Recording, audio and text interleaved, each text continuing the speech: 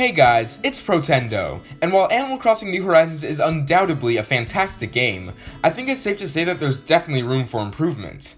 Certain elements of the latest Animal Crossing entry can be a little aggravating, and many players, including myself, are becoming more and more tired of these inconveniences the longer we have the game for. So in this video, I'm going to talk about things that I think would make Animal Crossing New Horizons a much better game if they were added. Before we get into that though, I just want to give a little disclaimer of sorts.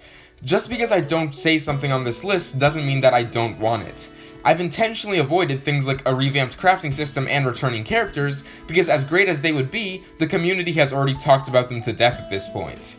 Instead, I'm focusing on things that I thought of that either haven't been talked about much, or haven't been talked about at all. But with that out of the way, let's get into the list. Number 10, Customizable Airports.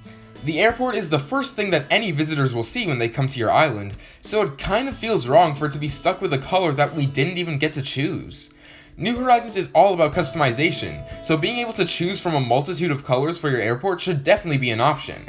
And I'm not just talking about presets like red or purple. I think there should be a color selection similar to that of the design menu. Really let us go nuts with it. Number 9, Museum Information.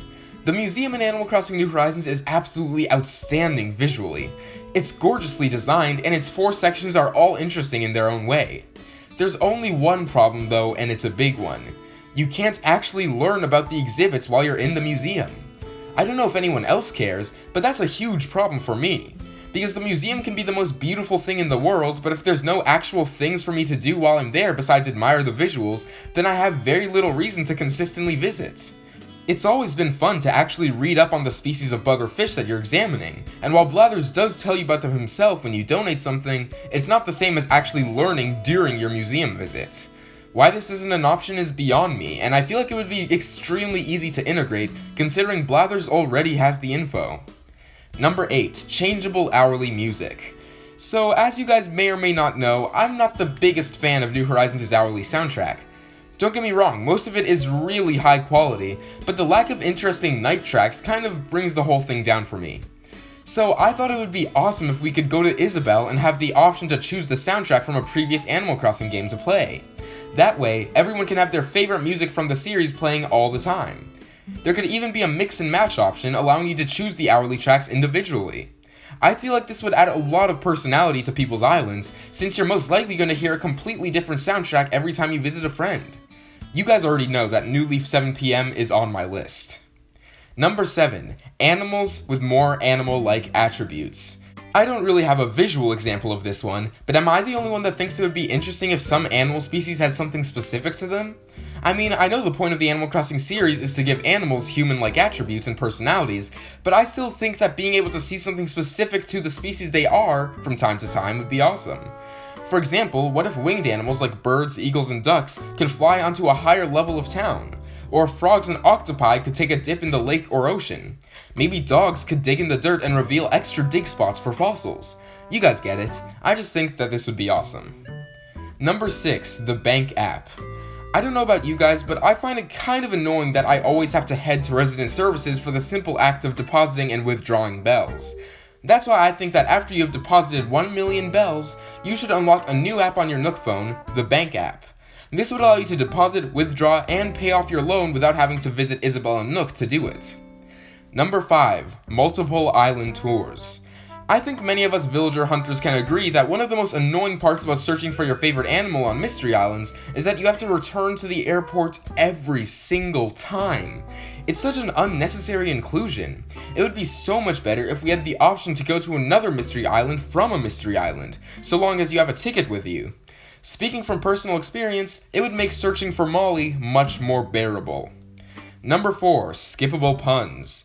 The puns in Animal Crossing are one of my favorite things about the series. Some of them are just so laughably bad that they tend to put a smile on my face whenever I see them. But even I will admit that when you're digging up manila clams for fish bait or catching scorpions on a mystery island, the constant pop-ups can be a little annoying and can really put a halt to any rhythm you try to create while doing these tasks. I would still keep the puns on most of the time, but having the option to skip the dialogue that we'll probably be seeing hundreds if not thousands of times during our New Horizons journeys would be appreciated. Number 3. Changes to bridges and inclines. Bridges and inclines are an essential part of the New Horizons experience because they can make it so much easier to get from place to place, as well as adding to whatever aesthetic that you want in that area. But I do believe that certain aspects of the system are a little clunky. For instance, why can I have a bridge and an incline being built at the same time?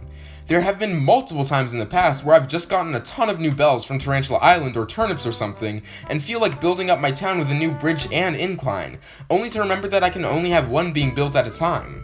I don't really know why this is. Maybe Nintendo just didn't want to make a new gyroid character. Additionally, I think it's pretty silly that we can move entire buildings in a single night, but we have to demolish bridges and inclines, even if we just want to move them a teensy bit to the right. Paying a small fee to relocate something is much more convenient than having to restart the project completely just because your visions for your island have changed. Number 2. Swappable Nook Miles Plus challenges. The Nook Miles Plus system is a very important part of Animal Crossing New Horizons, as it has a significant impact on what activities you'll end up doing throughout the day. But sometimes you really don't feel like doing a certain challenge, or the challenge literally becomes impossible to do.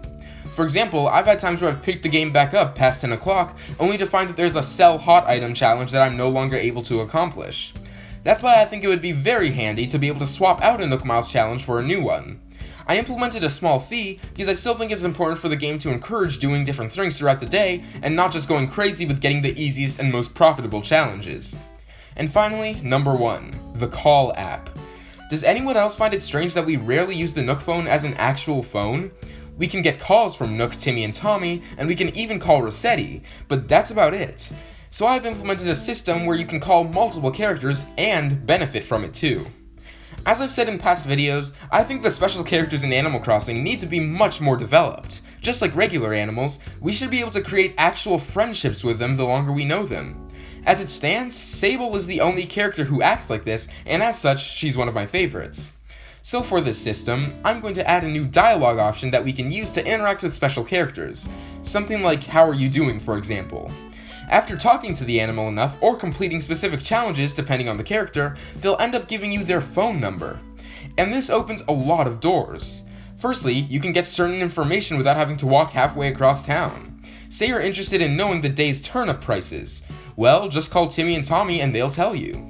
Secondly, you can do certain things on the phone that would be a pain to do in person. For example, just give Orville a call and he'll open the island gates for you. I feel like this feature wouldn't only be useful, but would also be a good marker for how far you've come with your special characters. Maybe you can brag to your friends about how you finally got Tom Nook's phone number after all this time, I don't know. But anyways guys, that's about it for this video. Make sure to let me know which new feature you'd like to see in New Horizons the most in the comments. I'll see you guys later. Protendo, out.